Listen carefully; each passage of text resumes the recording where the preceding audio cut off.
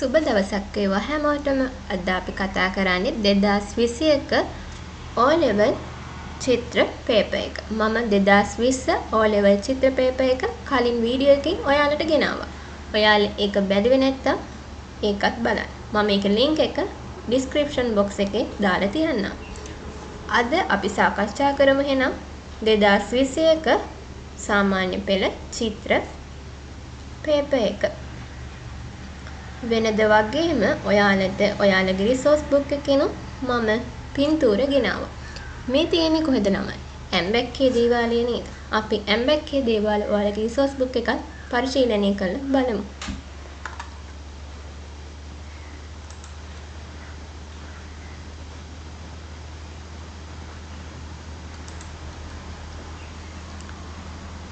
මේ තියෙන ඔයාලගේ රිසෝස් බුක් එකෙන් ගත්ත කොටස. අපි මේකත් කියවලා බලමු. ගම්පොළ යුගයේ ඉදි වූ ඇම්බැක්ක දේවාලය මහනුවර දිස්ත්‍රික්කයේ උඩුනුවර මැද පළාත කෝරළේ පිහිටා ඇත. 14 වන ශතවර්ෂයේ රජ කර 3 වන වික්‍රමබාහු රජ දවස දෙල්වඩ වූරාචාර්ය සහ ඔහුගේ ගෝලයින් විසින් මෙම දේවාලය නිර්මාණ කටයුතු කර ඇත. කවුද ළමයි කරලා තියෙන්නේ? දෙල්මඩ මූලාචාර්ය සහ ඔහුගේ ගෝලයින් විසින්. කාලේ රජ දවසද? 3 වන වික්‍රමබාහු රජ දවස. ජනප්‍රවාදයේ එන පරිදි බෙර වයන්නෙකුට සිහිනයක ප්‍රතිඵලයක් ලෙස කතරගම දෙවියන් උදෙසා ඇම්බැක්ක දේවාලය නිර්මාණය කළ බව සඳහන් වේ. ඇම්බැක්ක දේවාලයේ පින්තූරයක් තමයි තියෙන්නේ මේ ළමයි. මේ තියෙන්නේ මඩොල් කුරුපා. ඇම්බැක්ක දේවාලයේ සුවිශේෂ වූ පියස්ස පරාල 26කින්. මේ තියෙන්නේ පරාල 26කින්. එක්ලී ඇණයකට සම්බන්ධ කර නිර්මාණය කර ඇති මෙම ගෘහ නිර්මාණාත්මක අංගය මඩොල් කුරුපාව නමින් හඳුන්වයි. මේ හෙළ කලාකරුවන්ගේ ගෘහ නිර්මාණ ශිල්පයේ විශිෂ්ටතාව පෙන්눔 කරන්නකි. අපි යම් ඔයාලගේ පේපර් එකට. බලමු මේකේ තියෙන ප්‍රශ්නේ මොනවද කියලා. අංක 1. දාරුමය කැටයම් පනේල නිර්මාණයන්ගෙන් හෙබි මෙම වාස්තු විද්‍යා නිර්මාණය මොකක්ද ළමයි තෙන්ට එන්න ඕන? ඇම්බැක්කේ දේවාලය නමින් හැඳින්වේ. 2. මෙම නිර්මාණය මොන යුගයේද ළමයි? ගම්පොළ යුගයේ. මෙම නිර්මාණය ගම්පොළ යුගයේදී 3 වන වික්‍රමබාහු රජු විසින් ඉදි කරවන ලදී. 3. මෙහි ගෘහ නිර්මාණ ශිල්පියා වූයේ. අපි කලින් කතා කරා. කවුද ගෘහ නිර්මාණ ශිල්පියා? දෙල්මඩ මූලාචාර්ය. එහෙනම් මේක සම්පූර්ණ වෙන්නේ මෙහි නිර්මාණ ශිල්පියා වූයේ දෙල්මඩ මූලාචාරින්ය. 4. මෙහි කැටයම් වර්ගීකරණයේ ඇති තේමාවන්ට අනුව දරුවාට කිරි පොවන මව නම් වූ කැටයම හිස්තැනක් වර්ගයට අයත් වේ. මොන වර්ගයටද ළමයි? අපි බලමු.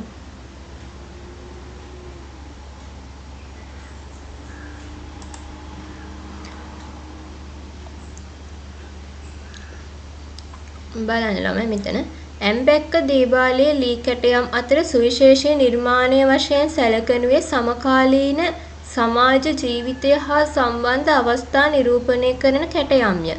පහත සඳහන් වන එම නිර්මාණ කිහිපයකි. බලන්න රබන් වයන්නා, අශ්වාරෝහකයා, හේවායා, මල්ලව පොරය, නලගන, දරුවාට කිරිපොවන මව. එතන තිබ්බේ දරුවාට කිරිපොවන මව නේද? එහෙනම් මේ මොන කැටයම්ද? සමකාලීන සමාජ ජීවිතය සම්බන්ධ අවස්ථා නිරූපණය කරන කැටයම්ය. යම් පේපර් එකට.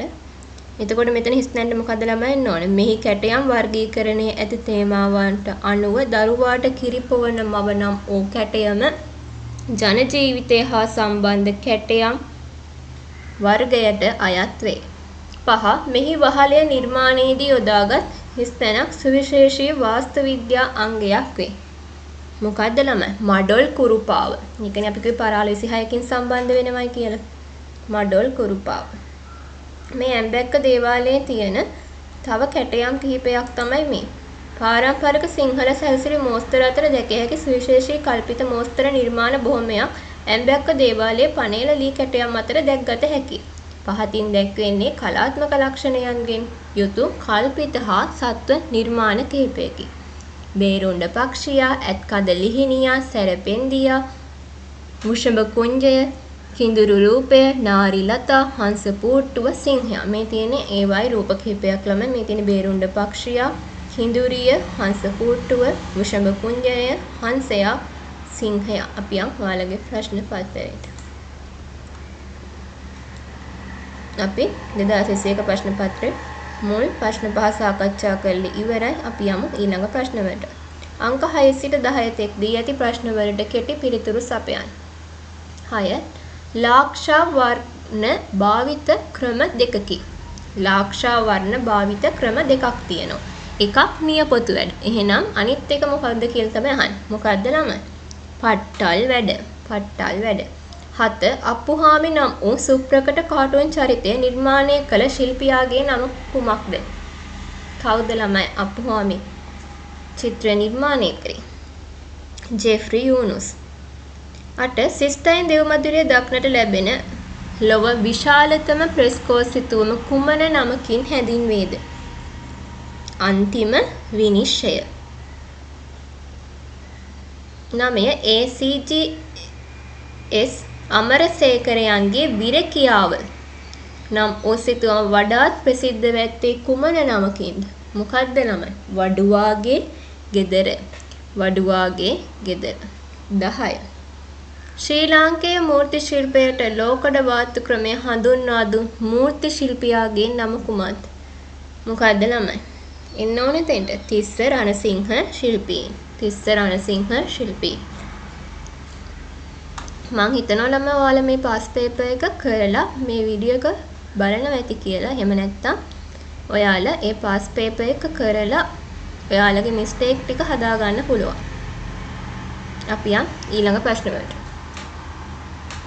අංක 11 සිට 15 තෙක් දී ඇති එක් එක් ප්‍රශ්නයට වඩාත් නිවැරදි පිළිතුර තෝරා යටින් ඉරක් අඳින්න.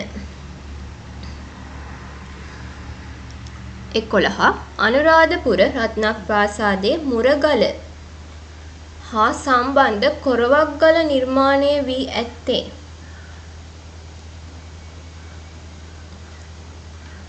මොකක්ද ළමයි තෙන්ට ඕන? මකර මුවකින් විහිදී යන ගිනි සිලුවකිනි, සිංහ මුවින් විහිදී යන ඇත් සොඬකිරි, සිංහ මුවකින් විහිදී යන ගිනි සිලුවකිනි, මකර හිස හා සම්බන්ධ ලියවැලකිනි. මොකක්ද දෙන්න ඕන?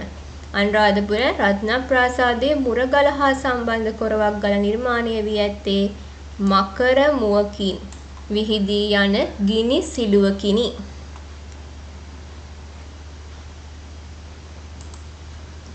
ඊළඟ ප්‍රශ්නේ සීගිරි චිත්‍රකලා විචාරකයින්ගේ ප්‍රසාදයට පත්ව ඇත්තේ ಭಾರತයේ අජන්තා චිත්‍රවල සමාන නිසාද? ශ්‍රී ලංකාවේ පැවති සම්භාව්‍ය චිත්‍රකලාවේ වැදගත් නිර්මාණයක් නිසාද? මේඝලතා හා විජුලතා නිර්මාණය කර ඇති නිසාද? ප්‍රෙස්කෝ ශිල්ප ක්‍රමයේ අනුව චිත්‍ර ඇඳ ඇති නිසාද? මොකද ළමයි ඉන්න ඕන? සීගිරි චිත්‍රකලා විචාරකයන් ප්‍රසාදයට පත්ව ඇත්තේ දෙක. ශ්‍රී ලංකාවේ පැවති සම්භාව්‍ය චිත්‍රකලාවේ වැදගත් නිර්මාණයන් නිසාය. ශ්‍රී ලංකාවේ පැවති සම්භාව්‍ය චිත්‍රකලාවේ වැදගත් නිර්මාණයන් නිසාය. 13. පොළොන්නරුවේ පොත්ගුල් විහාරය පිළිමයෙන් නිරූපණය වන්නේ කුමක්ද?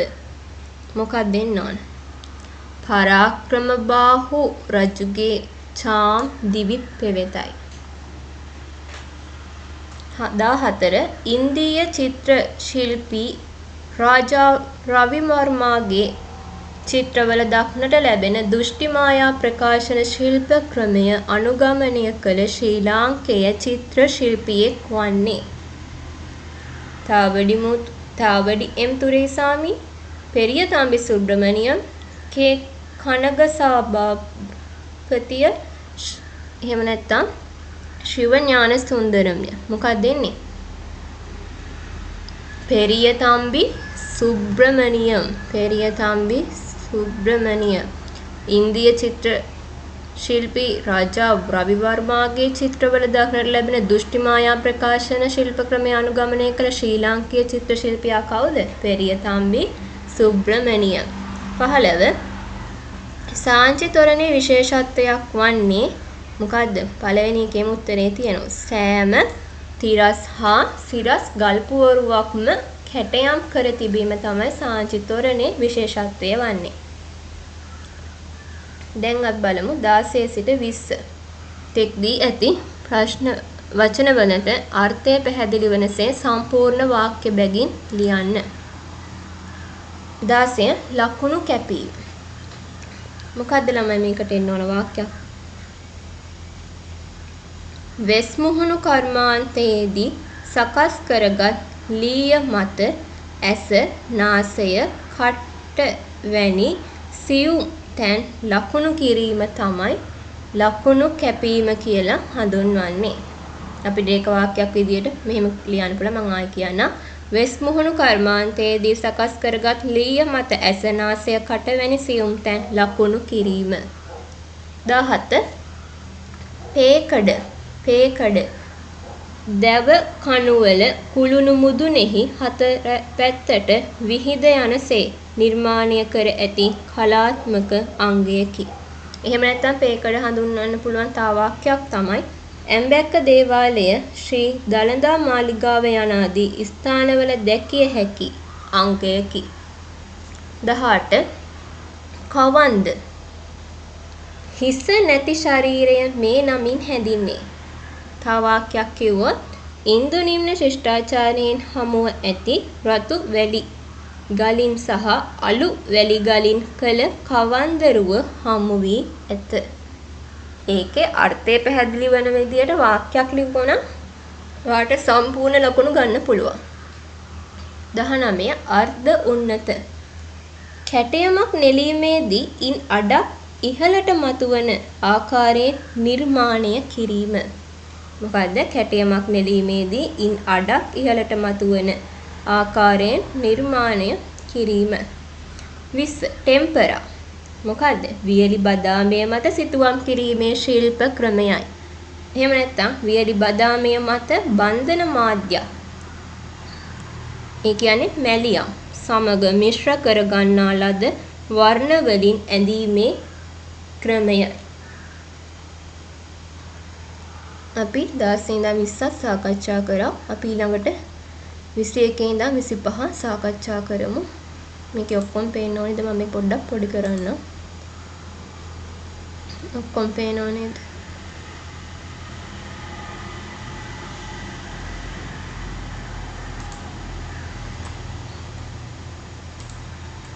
මේකේ තියෙන්නේ ගැළපෙන අංක 21 සිට 25 දී ඇති රූප සටහන් වලට කිසියම් සබඳතාවක් දක්වන රූප සටහන ඉදිරියෙන් A, B, C, D සහ E යන ඒවා අතුරින් තෝරා එහි අක්ෂරය තිත්තිර මත ලියන්න.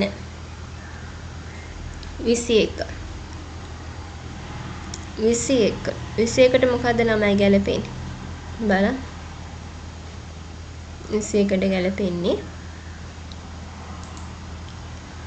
D.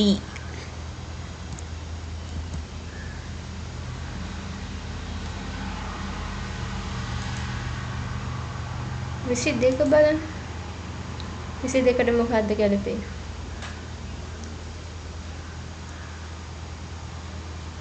දඹුලු විහාරයේ සිටුවා. A.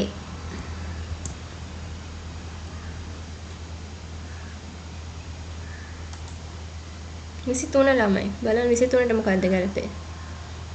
B.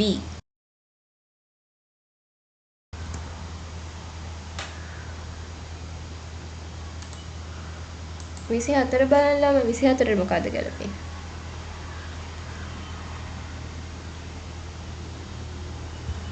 E. අජන්තා සිටුවා.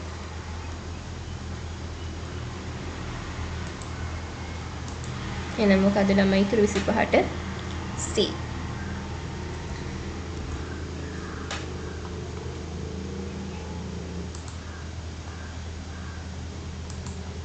බලන්න 21ට D, 22ට A, 23ට B, 24ට E, 25ට C. මේ කොහෙද? 25. දෙගොල් දරුව.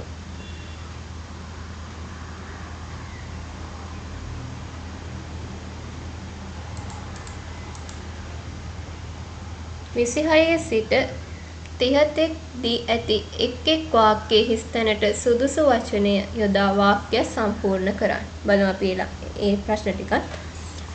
26 ඉන්දීය අමරාවති කලා ලක්ෂණ බලපා ඇති හිස් තැනක් පිළිමය අනුරාධපුර යුගයේ පිළිම අතුරින් ප්‍රධාන තැනක් ගනී.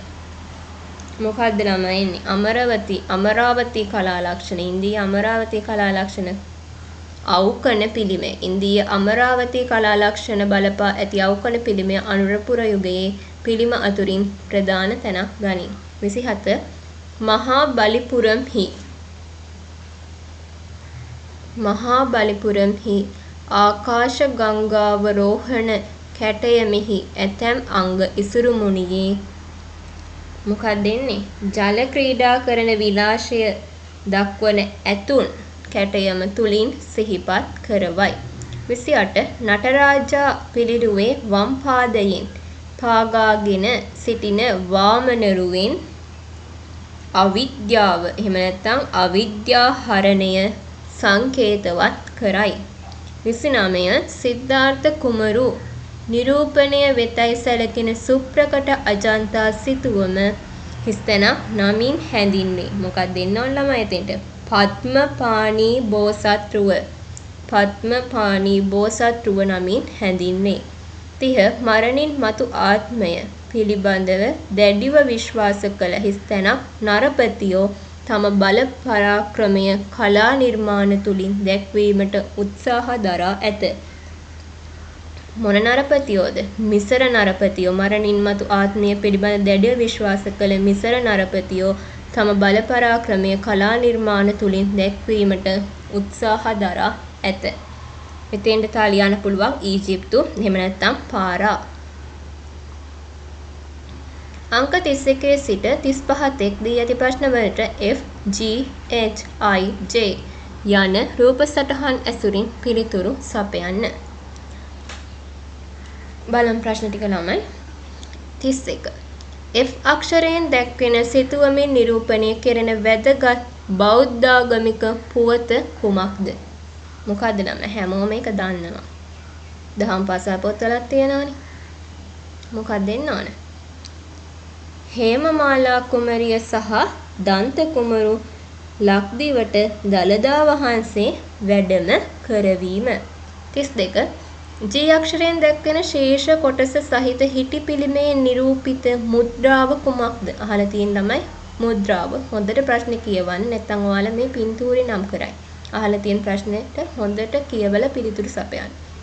G අක්ෂරයෙන් දැක්වෙන ශේෂ කොටස සහිත හිටි පිළිමේ නිරූපිත මුද්‍රාව කුමක්ද?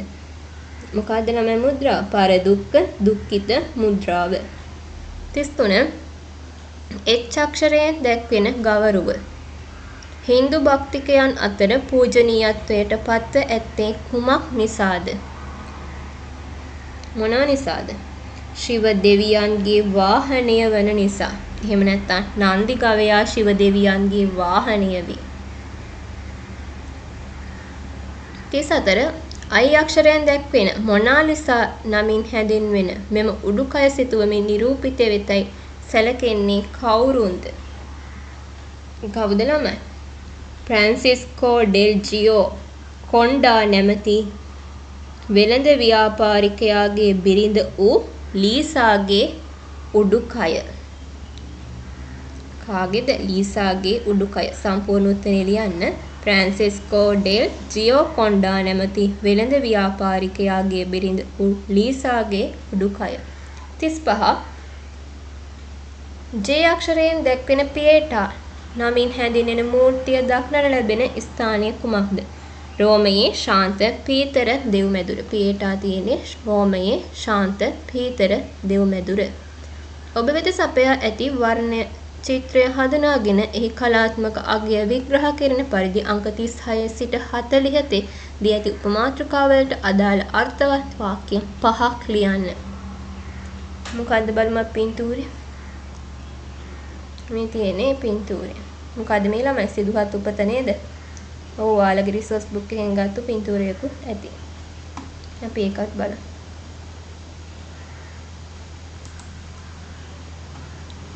සිදුහත් උපත. අපි මේකත් කියවලා බලමු. මෙම සිතුවමෙන් ලුම්බිනි සල් උයනේ සිදුහත් උපත නිරූපණය කෙරේ. අඛණ්ඩ කතන ක්‍රමයට අඳින ලද මෙහි මහා මායා දේවිය සල්ගස් වෙත ළඟා වන අයුරු හා අනතුරුව දේවිය සල් අත්තක් අල්ලා සිටියදී දරුවා බිහිවන අයුරු දැක්වේ. ගස් දෙක අතර එල්ලන ලද තිරයකින් ඇගේ සිරුරේ යට කොටස ආවරණය වී ඇති අතර බිහි වූ දරුවා සතරවරම් දෙවිවරුන් විසින් පිළිගනු ලබයි. මේ තියෙන පහතරට විහාර චිත්‍ර කලාවේ පොදු ලක්ෂණ වන සැරසිලිමය විස්තරාත්මක බව මෙහි දැක්වේ. විසිතුරු මල් මෝස්තරයන්ගෙන් සමන්විත ඇඳුම් පැළඳුම් මෙන්ම මහා මායා දේවිය ආවරණය කරන ලද තිර රෙද්ද හා මල් සහිත සල්ගස් දෙකක නිර්මාණයේ දැකිය හැකි විශේෂ ලක්ෂණයකි. මෙම සිතුවමේ දැකිය හැකි වර්ණ අතර කහ, කළු, සුදු, නිල්, රතු සහ කොළ වර්ණ ප්‍රමුඛ වේ. පසුබිම සඳහා නිල් හෝ කොළ පැහැයට හුරු අඳුරු පැහැති වර්ණයන් භාවිතා කොට ඇත. වර්ණ පැතලි ලෙස භාවිතා වුවද සමහර ස්ථානවල ඉතා සියුම් ලෙස ආලෝකය හා අඳුර ත්‍රිමාණ බව හඟවන ලක්ෂණ මතු කිරීම දැකිය හැකි වේ. රූප වටා මෙන්ම සැරසිලි අංග විස්තරාත්මකව දැක්වීම සඳහා රේඛාකරණය භාවිතා කර ඇත. මේ තියෙන ළමයි සිදුහත් උපත. මේක තමයි 2021 ඔයාලට අන්තිම ප්‍රශ්න 5 ලියන්න ප්‍රශ්න මෙතන දීලා තියෙන්නේ. අපි ඒක පේපර් එකට ගිහින් සාකච්ඡා කරමු. 36 ස්ථානය. මේකේදී ඔයා ලියන්න ඕන වාක්‍යයක්. නිකම් ස්ථානය ලියලා හරියන්නේ නැහැ. පැහැදිලි සම්පූර්ණ වාක්‍යයක් ලියන්න ඕන. ස්ථානය. අපි බලමු ස්ථානය කොහොමද එන්න ඕන. මෙම සිතුවම කරගම්පිටිය සුබෝධාරාම විහාරස්ථානයේ දැකිය හැකි බිතු සිතුවමකි. මේව නෝට් කරගන්න. 37 තේමාව. මොකද්ද ළමයි මේකේ තේමාව? මෙම සිතුවමින් ලුම්බිනි සල් උයනේ සිදුහත් උපත තේමා වී ඇත. සම්ප්‍රදාය. මොකද්ද සම්ප්‍රදාය? මහනුවර යුගයේ පහතරට විහාර බිතු සිතුවම් ශෛලිය ලක්ෂණ අනුව ඇඳ ඇත. මහනුවර යුගයේ පහතරට විහාර බිතු සිතුවම් ශෛලිය ලක්ෂණ අනුව ඇඳ ඇත. අපි කලින් සාකච්ඡා කරන රූපේ ඒ විස්තර ටික නම් තිබුණා. අපි ආයි මේ 40ම සාකච්ඡා කරන එක බලමු. 39 සංරචනය. වම් පසින් මහා මායා දේවිය. මොකද ළමයි සංරචනය කියන්නේ? මේ පින්තූරේ විස්තරය තමයි සංරචනය කියන්නේ. කෙටි කරලා දැක්වුවම වගේ. කොහොමද ලියන්න ඕන? වම් පසින් මහා මායා දේවිය සල්ගසට ළඟා වෙන අයුරුත් මධ්‍යයේ මහා මායා දේවිය සල් අත්තක් අල්ලාගෙන සිටින අයුරුත් දකුණු පසින් සතරවරම් දෙවිවරු සිදුහත් කුමරු දෝතින් පිළිගන්නා ආකාරයත් සම්පූර්ණ තලය පුරා සංරචනය කර ඇත. ඊළඟ 40 සමස්ත නිමාව. සමස්ත නිමාවක් විදියට දකින්නේ කොහොමද කියන එක තමයි මේ වාක්‍ය කියන්න ඕනේ. ඒකට නම් වාක්‍ය ගොඩක් හිතලා ලියන්න පුළුවන්. අපි බලමු. ආගමික භක්තිය දනවන අයුරින් සිතුවම නිර්මාණය කර ඇත. ඒ ලියන්න පුළුවන් එක වාක්‍යයක්. එහෙම නැත්නම් අධික සැරසිලි හා විස්තරාත්මක ඇඳුම් නිරූපණය වේ. එහෙම නැත්නම් කහ, කළු, සුදු, නිල්, රතු, කොළ සහ දුඹුරු වර්ණ භාවිතා කර ඇති අතර අඳුරු සහ දීප්තමත් වර්ණ සමබරව දක්වා ඇත. එහෙම නැත්නම් කලයන් පුළුවන් හතරවෙනි වාක්‍යෙදි මේකත් කියන්න පුළුවන් රූප වට බාහිර රේඛාවක් දක්වා ඇති අතර එයින් මනා නිමාවක් පෙන්වා ඇත. අපි අංකෝ ආයේ රූපෙට මේ වලට දෙන රූපේ කලර් එකක් දෙවි. ගොඩක් දුරට කලර් පින්තූරයක් තමයි වලට තියෙන්නේ මේක. ෆොටෝ එකක් ගහපු එකක්. අපි ඔයාලගේ රිසෝස් එකේ රූපෙටත් යන්කෝ. මේ තියෙන. මම ඉස්සෙල්ලා මේ ටික කියවන. හරිනේ. හරි ළමයි අපි ආයින් පේපර්. අපි ප්‍රශ්න 40ම සාකච්ඡා කරලා ඉවරයි. අපි සාකච්ඡා කරේ 2021 සාමාන්‍ය පෙළ චිත්‍ර පේපර් එක. හොඳයි ළමයි. අපි ආයෙත් දවසක වෙන වීඩියෝ එකකින් හමු වෙමු. ඉතින් ඔයාලට හැමදාම වගේ කියන්න තියෙන්නේ ඔයාලට මේ වීඩියෝ එක හොඳයි නම් අපේ YouTube channel එක subscribe කරලා bell icon එක click කරලා තියාගන්න. ඔයා අලුතෙන් මේකට join වෙන කෙනෙක් නම් අනිවාර්යයෙන්ම subscribe කරලා bell icon එක click කරන්න. අලුත් වීඩියෝ එකක් දැම්ම ගමන් ඔයාලට notification එකක් ඒවි. ළඟදිම අලුත් වීඩියෝ එකකින් හමු වෙමු. එතකන් ඔයාලා හැමෝම පරිස්සමින් සතුටින් ඉන්න.